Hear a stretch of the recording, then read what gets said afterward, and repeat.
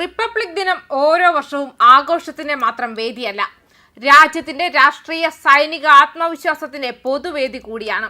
2026 ജനുവരി 26 ന്യൂഡൽഹിയിലെ കർത്തവ്യ പഥിൽ നടക്കുന്ന 77ാമത് റിപ്പബ്ലിക് ദിന പരേഡ് അതിനൊരു ശക്തമായ ഉദാഹരണമായി മാറുകയാണ്. ഇത്തവണത്തെ ആഘോഷങ്ങൾക്ക് പ്രത്യേക പ്രസക്തിയുണ്ട്. വന്ദേ മാതരം ദേശീയ ഗാനമായി ആലപിക്കപ്പെടാൻ തുടക്കമിട്ടതിന്റെ 150ാം വാർഷികം ഒരു വശത്ത്, മറുവശത്ത് പാകിസ്ഥാനിലും പാക് അധീന കാശ്മീരിലുമുള്ള ഭീകര ക്യാമ്പുകൾക്കെതിരെ ഇന്ത്യ നടത്തിയ ഓപ്പറേഷൻ സിന്ധൂറിന് ശേഷമുള്ള ആദ്യ റിപ്പബ്ലിക് ദിനം എന്ന നിലയിലാണ് ഈ പരേഡ് നടക്കുന്നത്. അതുകൊണ്ട് തന്നെ ചടങ്ങുകൾ ഒരു സാംസ്കാരിക ആഘോഷത്തിലൊതുങ്ങാതെ ഇന്ത്യയുടെ പ്രതിരോധ സന്നദ്ധതയും തന്ത്രപരമായ ആത്മവിശ്വാസവും തുറന്നുവെക്കുന്ന വേദിയായി മാറുന്നു.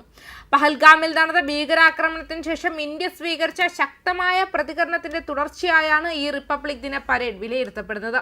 രാജ്യത്തിന്റെ കര, വ്യോമ, മിസൈൽ ശേഷികൾ യുദ്ധസന്നാഹത്തിന്റെ ഘട്ടം ഘട്ടമായ വിന്യാസത്തിലൂടെ പ്രദർശിപ്പിക്കപ്പെടും. പ്രതിരോധം, ദ്രുത സമാഹരണം, തദ്ദേശീയ സാങ്കേതിക വിദ്യ എന്ന തത്വം ഈ വർഷത്തെ പരേഡിന്റെ ആധാരവാക്യമായി മാറിയിരിക്കുകയാണ്.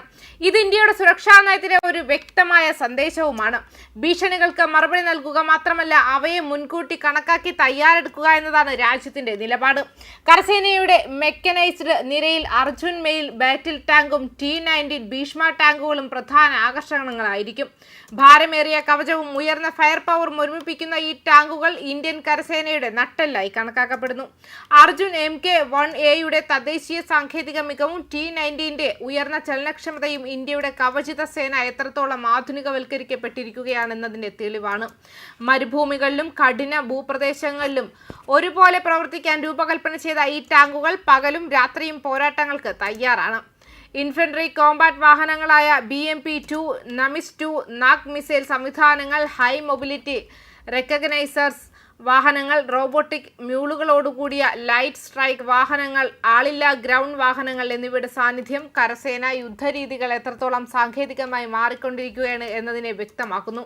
മനുഷ്യ യന്ത്ര സംയോജനം എന്ന ആശയം ഇന്ത്യൻ സൈനിക തന്ത്രത്തിന്റെ ഭാഗമാകുന്നുവെന്നതിന്റെ ദൃക്സാക്ഷ്യമാണ് ഈ പ്രദർശനം.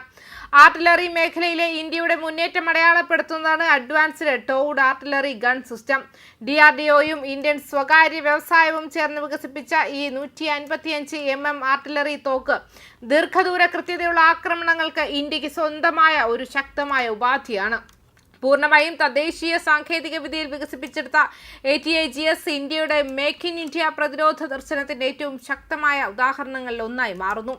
ധനുഷ് ആർട്ടിലറി തോക്കുകളും Pinaka multi barrel rocket launcher സിസ്റ്റവും ഈ വിഭാഗത്തെ കൂടുതൽ ശക്തിപ്പെടുത്തുന്നു. വ്യോമ പ്രതിരോധ രംഗത്ത് Akash surface to air missile സംവിധാനവും അതിന്റെ അടുത്ത തലമുറയായ ആകാശ് NGയും പ്രത്യേക പ്രാധാന്യം നേടുന്നു. കുറഞ്ഞതും മധ്യ ദൂരവുമായ വ്യോമ ഭീഷണികളെ നേരിടാൻ രൂപകൽപ്പന ചെയ്ത ഈ സംവിധാനങ്ങൾ ഇന്ത്യയുടെ നഗരങ്ങൾ, സൈനിക കേന്ദ്രങ്ങൾ, പ്രധാന അടിസ്ഥാന സൗകര്യങ്ങൾ എന്നിവ സംരക്ഷിക്കുന്നതിൽ നിർണായക പങ്ക് വഹിക്കുന്നു.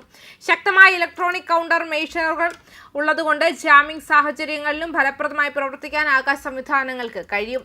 മിസൈൽ ശക്തിയുടെ കാര്യത്തിൽ റിപ്പബ്ലിക് ദിന പരേഡ് ഇന്ത്യയുടെ ആത്മവിശ്വാസം ഏറ്റവും വ്യക്തമായി പ്രകടമാക്കുന്ന വേദിയാണ്. ലോകത്തിലെ ഏറ്റവും വേഗതയേറിയ സൂപ്പർസോണിക് ക്രൂയിസ് മിസൈലുകളിൽ ഒന്നായ ബ്രഹ്മോസ് ഇന്ത്യയുടെ ആക്രമണശേഷിയുടെ പ്രതീകമായി വീണ്ടും കർത്തവ്യ പഥിലൂടെ കടന്നു പോകും. ഫയർ ആൻഡ് ഫോർഗെറ്റ് സിദ്ധാന്തത്തിൽ പ്രവർത്തിക്കുന്ന ബ്രഹ്മോസ് കുറഞ്ഞ ഉയരത്തിൽ സഞ്ചരിച്ച് ശത്രു പ്രതിരോധ സംവിധാനങ്ങളെ കബളിപ്പിക്കാൻ കഴിവുള്ളതാണ്.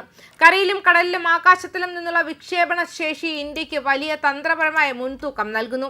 ഈ വർഷത്തെ ഏറ്റവും ശ്രദ്ധേയമായ പ്രദർശനങ്ങളിൽ ഒന്നാണ് DRDO വികസിപ്പിച്ച long range anti ship missile. Hypersonic വേഗതയിൽ സഞ്ചരിക്കുന്ന ഈ മിസൈൽ ചലിക്കുന്നതും സ്ഥിരവുമായ കടൽ ലക്ഷ്യങ്ങളെ കൃത്യതയോടെ തകർക്കാൻ രൂപകൽപ്പന ചെയ്തതാണ്. 1500 കിലോമീറ്റർ വരെ പ്രവർത്തന ശ്രേണിയുള്ള ഈ സംവിധാനം ഇന്ത്യൻ മഹാസമുദ്ര മേഖലയിൽ ഇന്ത്യയുടെ നാവിക ആക്രമണ ശേഷിയെ ഗണ്യമായി വർദ്ധിപ്പിക്കുന്നു. മിനിറ്റുകൾക്കുള്ളിൽ ലക്ഷ്യത്തെത്തുന്ന ഈ ശേഷി ഇന്ത്യയുടെ സമുദ്ര സുരക്ഷാ നയത്തിൽ ഒരു ഗെയിം ചേഞ്ചറായി വിലയിരുത്തപ്പെടുന്നു. ഡ്രോൺ പ്ലാറ്റ്ഫോമുകളും ഗ്ലേസിയർ ATVകളും പ്രദർശിപ്പിക്കുന്നതിലൂടെ ഉയർന്ന പർവ്വത പ്രദേശങ്ങളിലും അതിർത്തി മേഖലകളിലും ഇന്ത്യ എത്രത്തോളം തയ്യാറാണെന്ന സന്ദേശവും പരേഡ് നൽകുന്നു. ആളില്ലാ സംവിധാനങ്ങൾ, കൃത്രിമ ബുദ്ധി, നെറ്റ്വർക്ക് സെൻട്രിക് യുദ്ധ സങ്കല്പങ്ങൾ എന്നിവ ഇന്ത്യയുടെ പ്രതിരോധ പ്രതിരോധ ഭാവി എങ്ങോട്ടാണ് നീങ്ങുന്നത് എന്നതിന്റെ സൂചനകളാണ്. മൊത്തത്തിൽ 2026 റിപ്പബ്ലിക് ദിന പരേഡ് ഒരു ആഘോഷം മാത്രമല്ല, ഇത് ഇന്ത്യയുടെ തന്ത്രപരമായ ആത്മവിശ്വാസത്തിന്റെ, തദ്ദേശീയ പ്രതിരോധ ശേഷിയുടെ ഭീഷണികൾക്ക് മുന്നിൽ പിന്മാറാത്ത നിലപാടിന്റെ ഒരു തുറന്ന പ്രഖ്യാപനമാണ്. ചെങ്കോട്ടയിലോ കർത്തവ്യ പഥിലോ മാത്രം ഒതുങ്ങുന്ന സന്ദേശമല്ല ഇത്. ഇന്ത്യയുടെ സുഹൃത്തുക്കൾക്കും എതിരാളികൾക്കും ഒരുപോലെ നൽകുന്ന വ്യക്തമായ മുന്നറിയിപ്പാണ്. രാജ്യം തന്റെ സുരക്ഷയെക്കുറിച്ച് ഗൗരവത്തിലാണ്. അതിനുള്ള ശക്തിയും തയ്യാറെടുപ്പും ഇന്ത്യക്കുണ്ട്. ന്യൂസ് ഡെസ്ക് കർമ്മ ന്യൂസ്.